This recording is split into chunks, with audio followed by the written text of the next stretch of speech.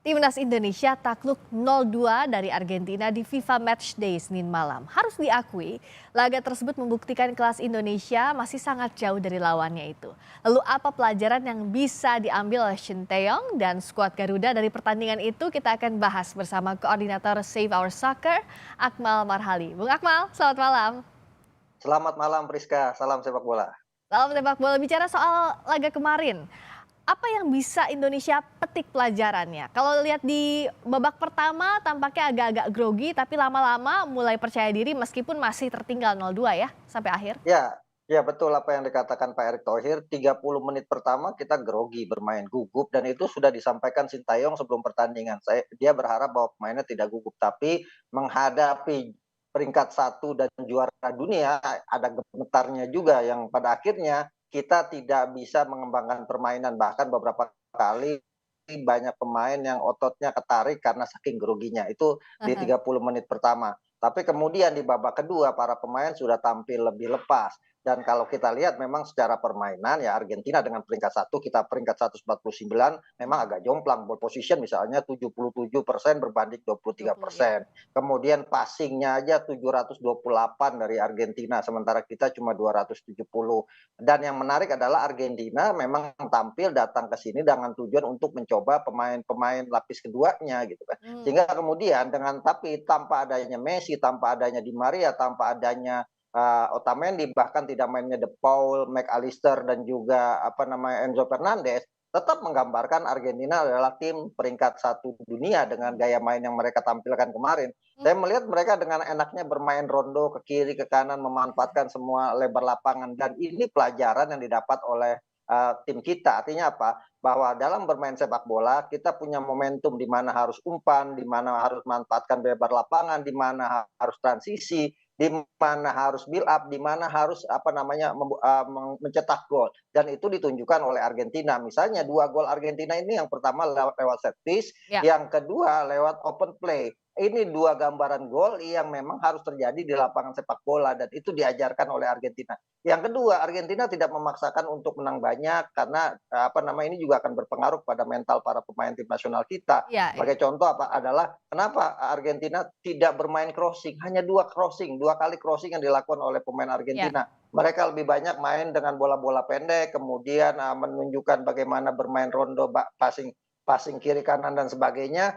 Sehingga kemudian ini Indonesia sendiri mencoba memanfaatkannya untuk belajar bagaimana cara bertahan. Dengan Hmm. sistem pertahanan Grendel ini membuat pusing juga para pemain Argentina untuk membobol gawang kita. Jadi Nah, pelajaran terbaik dari lawan Argentina adalah bagaimana kita dapat belajar banyak untuk menguasai semua lapangan dalam permainan sepak bola dan bagaimana membangun build up. Indonesia sempat mau membangun build up seperti Argentina, tapi ya, beberapa kali ketika ditekan akhirnya bolanya lepas atau akhirnya ya. bolanya tidak terarah, dan itu pelajaran yang ke depan harus kita perbaiki bersama-sama. Tapi bisa dibilang ini keren lah ya, untuk mental melawan juara dunia peringkat satu Argentina. Apalagi kalau kita lihat muncul tuh potensi-potensi pemain-pemain yang akhirnya mendapatkan spotlight. Misalnya saja Asnawi bisa berani head to head sama Garnacho, ngegocek Garnacho. Belum lagi juga Arhan.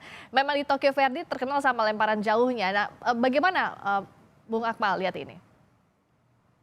Ya, kalau buat Asnawi tidak ada Lionel Messi, Garnacho pun jadi gitu kan. Dan akhirnya Asnawi bisa dengan percaya diri beberapa kali dia mampu menutup pergerakan Garnacho, bahkan beberapa beberapa kali bisa mengecoh dan membuat Garnacho emosional. Sampai Ya. ada satu gerakan di mana Garnacho kemudian mengangkat kakinya lebih tinggi karena merasa emosional kalah dari Asnawi. Itu sangat terlihat sekali dan sangat viral. Yang kedua, saya melihat bahwa bagaimana Argentina juga terkesima dengan lemparan ke dalam dari Arhan Arhan. Pratama. Saya mencatat ada 5 lemparan ke dalam yang dilakukan dan semuanya membuat panik setidaknya dalam tanda kutip ya Ya. para pemain Argentina karena mereka baru melihat betapa lemparan ke dalam Asnawi ini sangat berbahaya sekali. Artinya dalam sepak bola adalah ketika kita tidak bisa menyerang dengan menendang bola, ternyata ada alternatif menyerang lewat lemparan ke dalam. Ini yang menarik. Yang ketiga, ada pemain yang menonjol lagi, Marcelino Ferdinand. Ya. Bagaimana pemain berusia 18 tahun ini